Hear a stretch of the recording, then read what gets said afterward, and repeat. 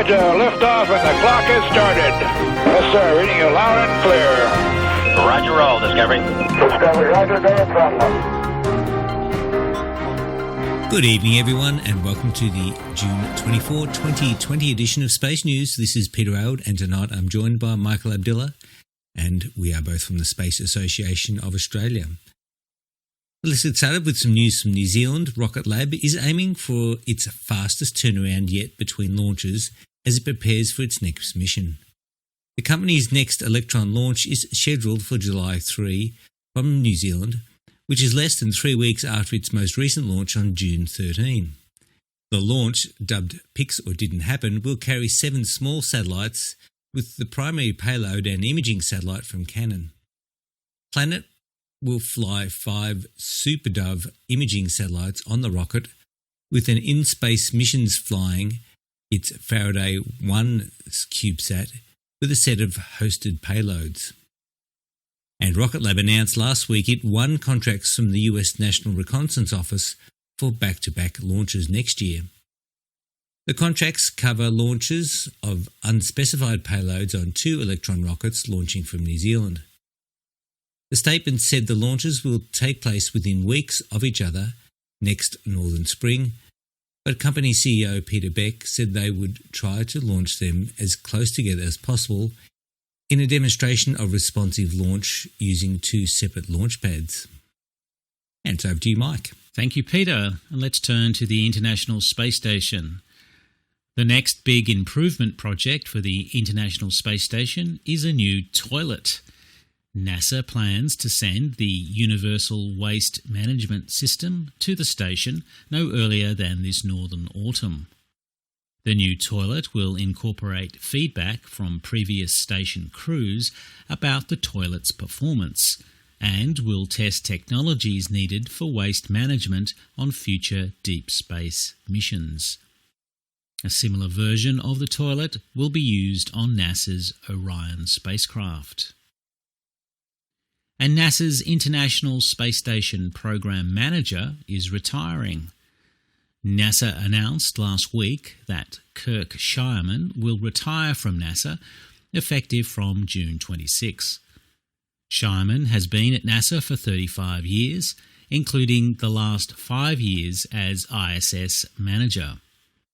He's leaving to take an unspecified position in the private sector. Joel Montalbano, Deputy ISS Program Manager, will take over as Acting Program Manager. And turning to NASA's Artemis program. The new head of NASA's Human Spaceflight program says while she's excited by the challenge of returning astronauts to the Moon by 2024, she couldn't guarantee meeting that deadline. In a call with reporters, Kathy Lueders emphasised the importance of aggressive goals, citing her experience managing NASA's Commercial Crew program, but said she couldn't state with certainty the agency can make the 2024 deadline. NASA Administrator Jim Bridenstine, also on the call, said that selecting Lueders as Associate Administrator for Human Exploration and Operations increased the probability of success. Lueders also said in the call that the Crew Dragon spacecraft, launched to the space station last month, is doing well and expected the mission to last until early August. Meanwhile, the solid rocket motors for the first Space Launch System mission have arrived at the Kennedy Space Center. The 10 segments, which had been in storage at a Northrop Grumman facility in Utah, were transported by train to KSC on a 10-day trip. The motors will be assembled at KSC into the twin solid rocket boosters that will be attached to the SLS core stage and upper stage. The first SLS launch is expected to take place next year. And turning to NASA's planetary and space science programs. NASA officials are confident that the Mars 2020 mission will launch this northern summer. The mission, carrying a rover named Perseverance, is scheduled to launch on July 20 and must launch by August 11 or otherwise have to wait until 2022. The narrow launch window and the potential costs to NASA of $500 million if the mission had to wait until 2022 were reasons why the agency made the mission one of its highest priorities during the coronavirus pandemic.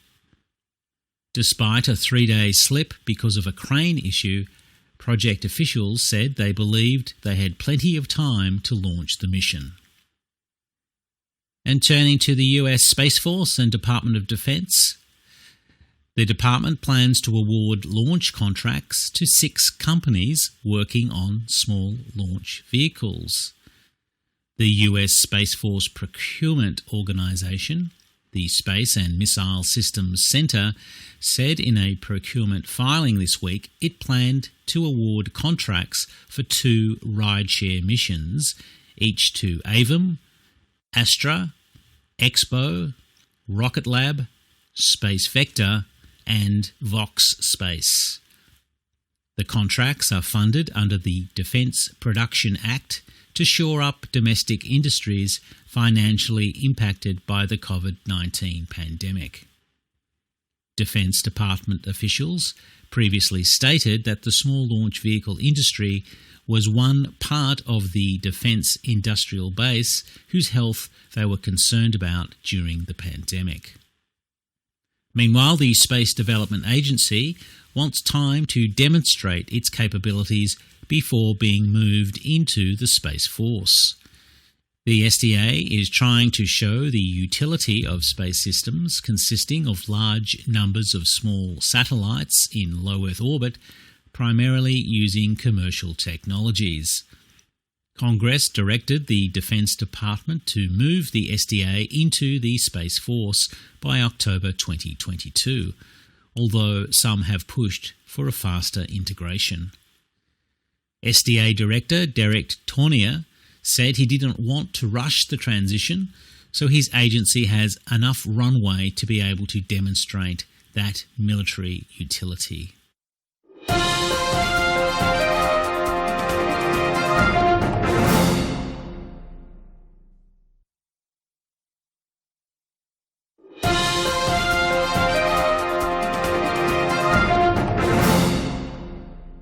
And turning to Darpa, the Defence Advanced Research Projects Agency, Raytheon has won a Darpa contract for missile warning sensors.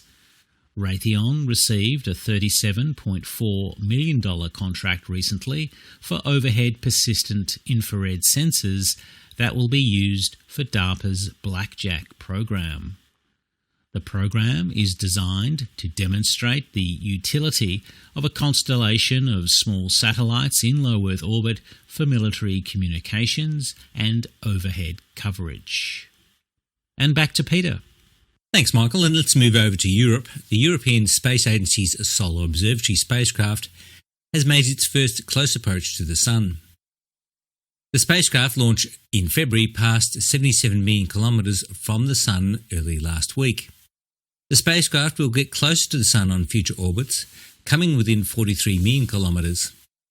Project scientists are still working on commissioning the spacecraft's instrument suite, although one instrument, a magnetometer, is already in normal operations. And across to Russia, an upgraded version of Russia's rocket is scheduled to make its first flight in 2022. The Rocket M, a modified ICBM, will use a new control system developed in Russia, replacing the control system in the original rocket that was built in Ukraine. The last launch of the earlier version of rocket was in December last year. And across to China, China's Yutu-2 lunar rover is moving again after a pause last month. The rover, part of the Chang'e 4 mission that landed last year on the far side of the moon, started operations last week as its 19th lunar day began.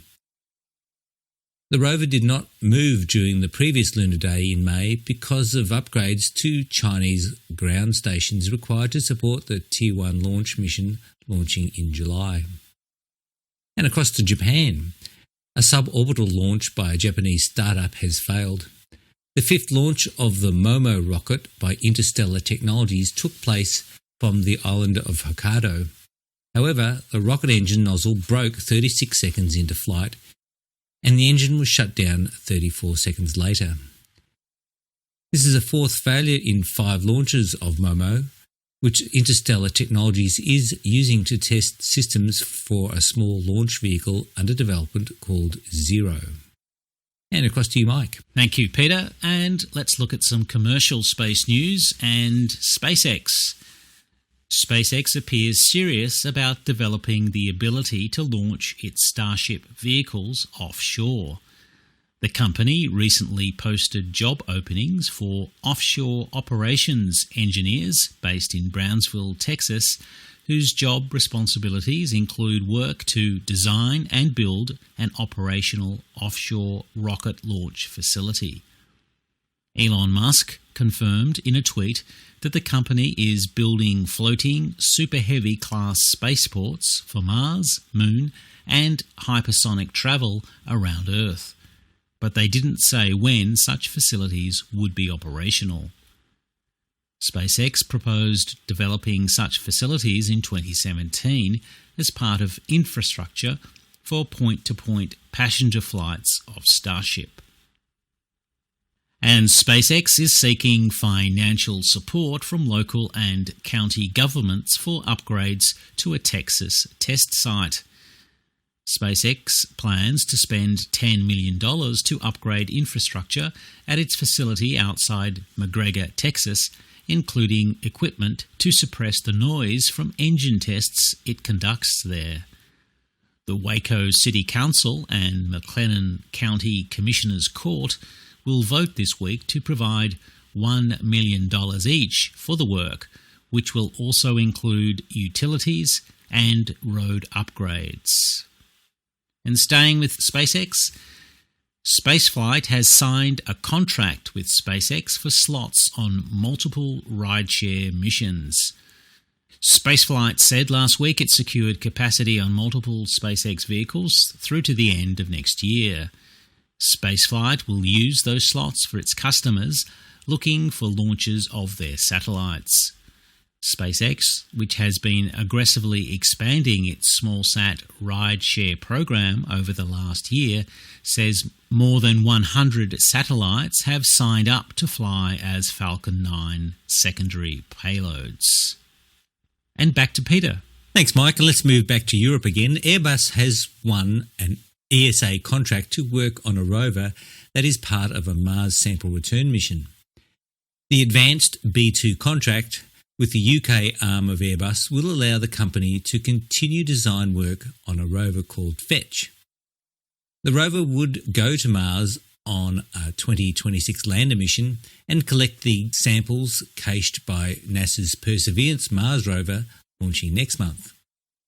Fetch will gather the sample containers and load them into a canister on the lander, which would then be launched into Mars orbit to be collected by another spacecraft and returned to Earth as part of a NASA-ESA joint Mars sample return mission.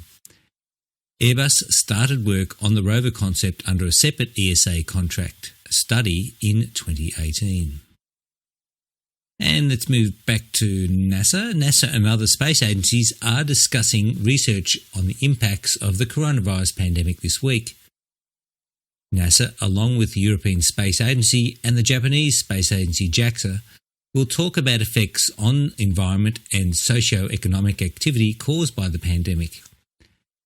The agencies established the COVID-19 Earth Observation Dashboard to allow researchers access to current and historical satellite data to examine how changes in activity caused by lockdowns in response to the pandemic affected the environment. And finally this week, a new study concludes there may be 36 intelligent civilizations in the galaxy, although with a large margin of error. A study by British physicists published this week reached that conclusion by making estimates based on how long it took for intelligent life to emerge on Earth. That number is a lower bound, they noted, but added there are significant error bars which could be as low as just 4 such civilizations, they admitted. Well, there we go. Well, that's all for this week. Thank you for joining us. We'll speak to you again next week. Thanks, Mike. Bye now.